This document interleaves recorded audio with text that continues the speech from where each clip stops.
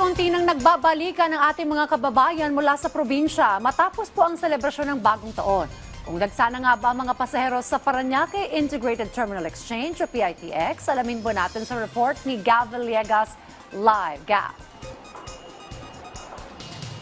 Diyan, unti-unti na nagbabalikan ng ating mga kababayan dito sa Parañaque Integrated Terminal Exchange kung saan ay pinagdiwang ng ating mga kababayan ng holiday season sa kanilang mga probinsya.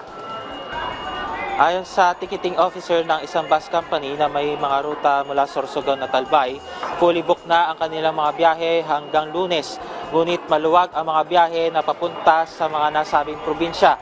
Ganito rin ang sitwasyon ng isa pang bus company na may mga biyahe mula Camarines Norte kung saan fully booked na rin hanggang Linggo ang kanilang mga biyahe pabalik na Maynila. Ayon sa pamunuan ng PITX, aabot na sa 2.5 milyon ang bilang ng mga pasahero na dumaan sa kanilang terminal mula December 19 hanggang December 31.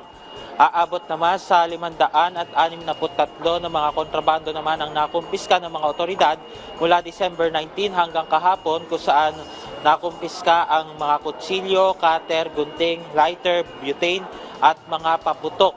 Dayan, nagdagdag na rin ng mga bus units itong mga bus companies para doon sa mga chance passenger na nagbabakasakali na makabiyahe o makasakay pabalik dito sa Maynila at sa mga oras dito ay kakaunti pa lamang, kakaunti yung mga pasahero na nagtutungo rito sa PITX at inaasahan din na magbibigay ang pamunuan ng PITX ng updated na passenger foot traffic dito sa terminal at yan muna update mula rito sa PITX. Balik sa ideyan.